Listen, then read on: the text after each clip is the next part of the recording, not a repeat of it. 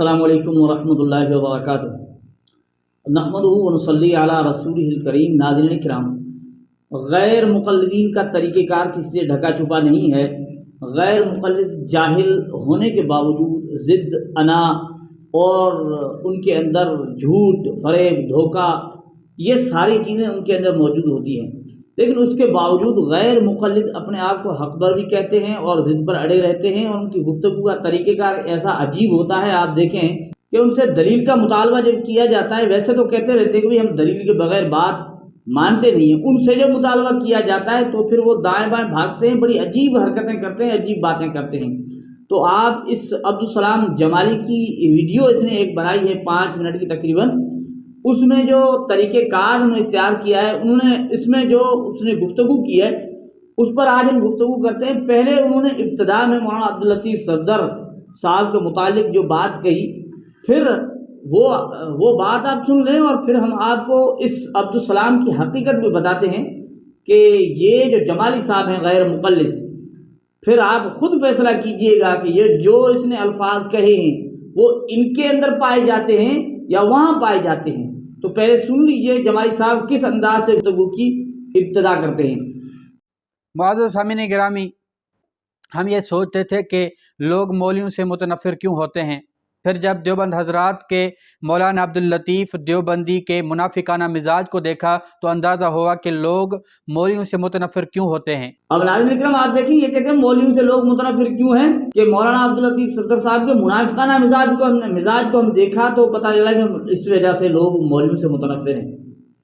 اب دیکھیں نا، منافقانہ مزاج کس کو کہہ رہے ہیں؟ مولانا عبداللطیف صاحب کو۔ حالانکہ اب دیکھیں پھر مثال دی ہے، منافقانہ مزاج کہہ کر پھر مثال کیا دی کہ ہاتھی کے دانتوں کی مثال دی، ہاتھی کے دانت دکھانے کے اور کھانے کے، اور یہ جو مثال دیا کرتے ہیں نا وہ مثال دی۔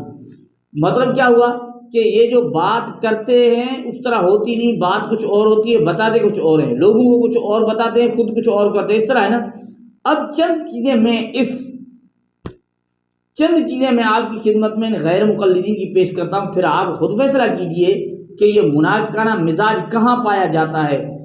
جب آپ غور کریں گے، دیکھیں گے تو اس کا چہرہ بھی آپ دیکھ لیں، آپ کو پوری طرح صاف طور پر عبداللطیف سمو کو بھی دیکھ لیں اور اس جمالی صاحب کو دیکھ لیں۔ جب آپ غور کریں گے، دیکھیں گے تو پوری طرح منافقت آپ کو واضح طور پر یہاں نظر آئے گی۔ جس طرح سے مثال دی وہ پوری طور پر آپ کو نظر آئے گی۔ نمبر ایک مثال یہ کہ اس جمالی صاحب نے مباہلہ کے دلائل میں صحابہ کرام سے 2-3 مثالیں پیش کی، ایک تو حوالے نہیں دیے کہاں کس کتاب میں ہیں، ٹھیک ہے، صحابہ کرام سے اس نے پیش کیا، فلاں صحابہ نے مباہلہ کیا، مطالبہ تھا اس کے مطابق تو دلیل نہیں دی، کہ مطالبہ تو رب العزت کے مطابق تھا، وہ تو اس کے بس کی بات نہیں تھی، لیکن انہوں نے چلو حوالے دیے نا کہ فلاں صحابہ نے کیا ہے۔ ایک طرف صحابی کا عمل پیش کر رہے ہیں، دوسری طرف ہم نے پہلے بھی ہماری ویڈیو ہم نے دکھایا، دوسری طرف کہتے ہیں کہ حضرت ابوبکر صدیق کی بھی بغیر دلیل کے بات ہم نہیں ماننے والے، جس طرح ہم نے آپ کو پہلے سنایا تھا۔ حضرت ابو بکر سے تو لوگوں نے پوچھا نا کہ آپ کے پاس اس بات کی کیا دلیل ہے؟ رسول اللہ کے بعد سب سے افضل حضرت ابو بکر، اگر ان سے پوچھا جا سکتا ہے آپ کے پاس کیا دلیل ہے، یعنی حضرت ابو بکر کی بھی تقلید نہیں ہو سکتی، حالانکہ وہ راشد خلیفہ ہیں، خلیفہ راشد ہیں، ان کے پاس یہ سند موجود ہے، ان کے پاس یہ سند موجود ہے کہ خلفائے راشدین کی سنت کے اوپر عمل کرنا چاہیے۔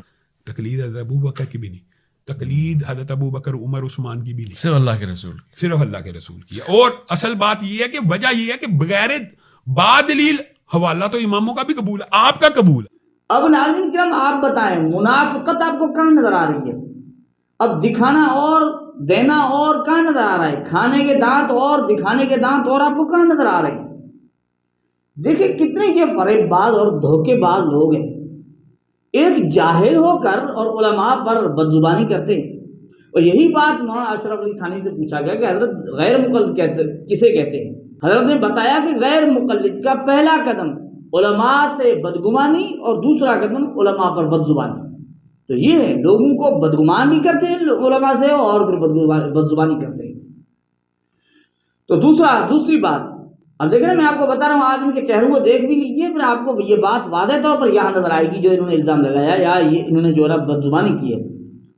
اب دیکھیں یہ ایک طرف خود کہہ رہے ہیں، آپ اس کی ویڈیو میں بھی دیکھ سکتے ہیں، کہتے ہیں کہ ہم مقلد نہیں ہیں، ہمیں کسی اقوال پیش کرنے کی ضرورت نہیں ہے، کیونکہ ہم مقلد نہیں ہیں اس لیے ہمیں اقوال پیش کرنا جہالت ہے۔ ایک طرف کہتے ہیں کہ ہمیں اقوال پیش نہ کرو، ہم مقلد نہیں ہیں، اور دوسری طرف خود کہتے ہیں کہ ثناء اللہ رسری نے جو نا مباہلہ کیا ہے۔ دلیل آپ قرآن سے دیں، حدیث سے دیں، جو آپ کا دعویٰ ہے کہ ہمارے پاس قرآن و حدیث ہے، پھر ثناء اللہ امرتسری کو کیوں پیش کر رہے ہیں؟ مولانا ثناء اللہ امرتسری رحمت اللہ علیہ غلام احمد قادیانی بدبخت سا مبارک ہے۔ تو ناظرین اکرام آپ دیکھیں جو یہ منافقانہ مزاج آپ کو کہاں نظر آ رہی ہے؟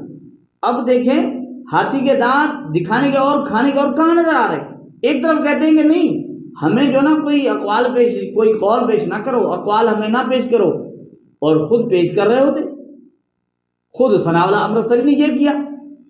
تو آپ خود فیصلہ کر لیجیے کہ منافقانہ مزاج کہاں ہے، منافقت کہاں آپ کو واضح طور پر نظر آ رہی ہے۔ اور تیسری مثال، انہوں نے اعتراض کیا، اس جمالی صاحب نے اعتراض کیا کہ مولانا محمد امین صفدر اوکاڑی صاحب پر الزام لگایا کہ انہوں نے آیتیں گھڑی ہیں۔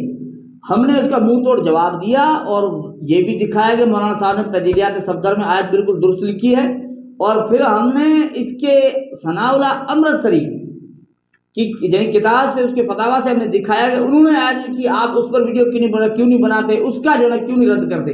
تو آپ کو منافقت کہاں نظر آ رہی ہے؟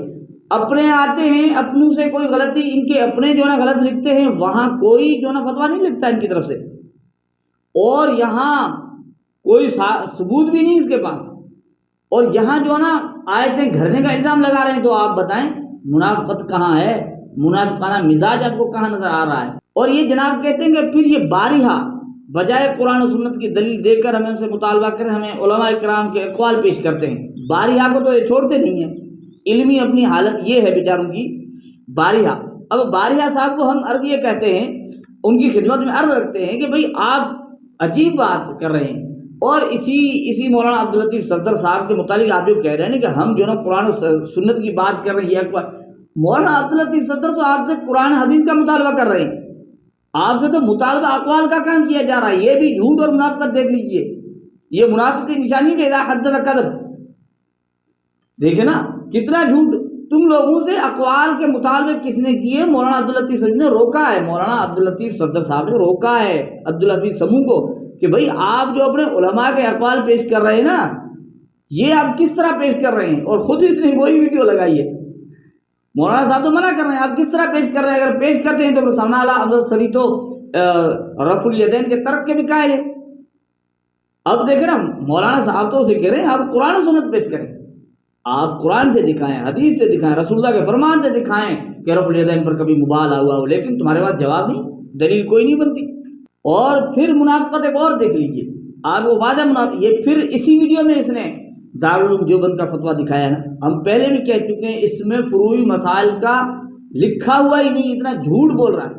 منافقت دیکھیں واضح طور پر بار بار پیش کر رہا ہے، اور ہم بھی اسے مطالبہ کر رہے ہیں، فروعی مسائل کہاں لکھے ہوئے، پھر بھی وہی پیش کر رہا ہے، اور جھوٹ پر مصر ہے، اور رفع الیدین کا کوئی دلیل نہیں۔ فروعی مسائل میں ائمہ میں کبھی مبالغہ ہوا ہے؟ فروعی مسائل میں یعنی ایسا یہ جھوٹا بندہ، یعنی منافقت واضح طور پر نظر آ رہی ہے، اور پھر آخر میں یہ پھر مباہلہ کی دعوت دیتا ہے۔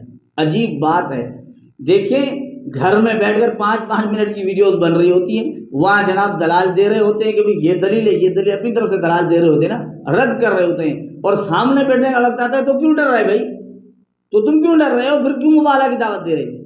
وہاں تو آپ دلائل پیش کر رہے ہو، وہاں انداز مناظرہ اختیار کر رہے ہو، وہاں گفتگو چل رہی ہے، اور سامنے مبالغہ ہوگا، مبالغے کی دلیل کے بعد ہے نہیں۔ اور ناظرین کرام اس نے کیا کیا، اس نے مفتی تقی عثمانی اور مفتی طارق مسعود کی ویڈیوز میں سے وہ جو نا آیات لگائیں کہ بھائی ان میں سے غلطیاں ہوئی ہیں، انہوں نے عبدالحفیظ سمو کو جو ہے نا وہ گمراہ ثابت کرنے کے وہ ویڈیوز پیش کی جس میں عبدالحفیظ سمو سے قرآن پاک ٹھیک نہیں پڑھا جا رہا، تو تمہارے کبار علماء جو ہے نا ٹھیک نہیں پڑھ رہے۔ اب دیکھیں یہاں بھی منافقت ہے، یہاں بھی اس کی منافقت اور جہالت ہے۔ وہ کیسے؟ اب مجھے بتائیں ہمارے علماء کرام کیا کہا کرتے ہیں؟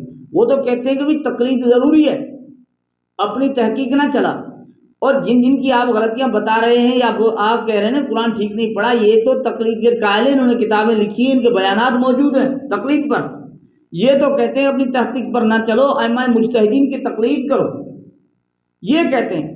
اب جو خود بیچارے کہہ رہے ہوتے ہیں کہ ہم اپنی تقلید کی دعوت نہیں دے رہے، ہم تو کہہ رہے ہیں ائمہ مجتہدین کی تقلید کرو، آپ ان کی غلطیاں نکال کر کیا کر رہے ہیں؟